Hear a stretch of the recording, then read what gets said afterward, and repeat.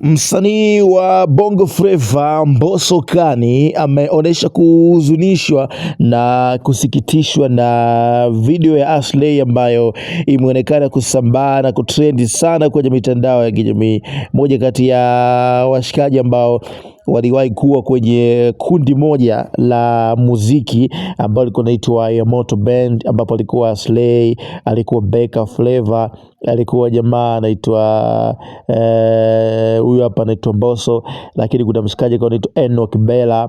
Walikuwa nakamilisha kundi la Yamoto Band hapo nyuma kidogo. Walishawahi kufanya muziki na ngoma mbalimbali ambazo zishawahi kufanya poa kinoma noma, lakini baada tu ya mgawanyiko na kila mmoja kuelekea kwake, Mbosso Khan kuweza kuingia katika lebo ya WCB, Aslay kufanya muziki wake mwenyewe kama msanii huru, lakini pia Enoch Bella kuendelea na maisha mengine na Beka Flava pia kuweza kuendelea na maisha mengine. Sasa kila mmoja ameendelea na maisha yake na kila mmoja ameendelea kufanya muziki kwa aina yake.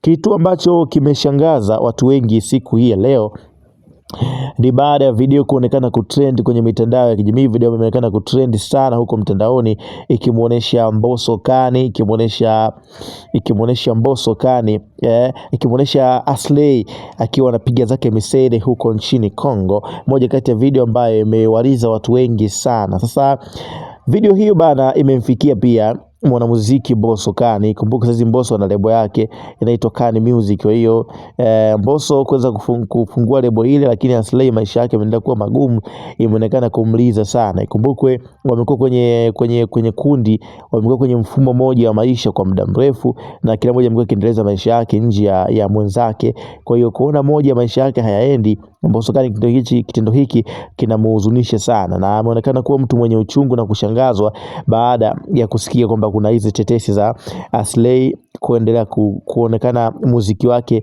umeshuka zaidi.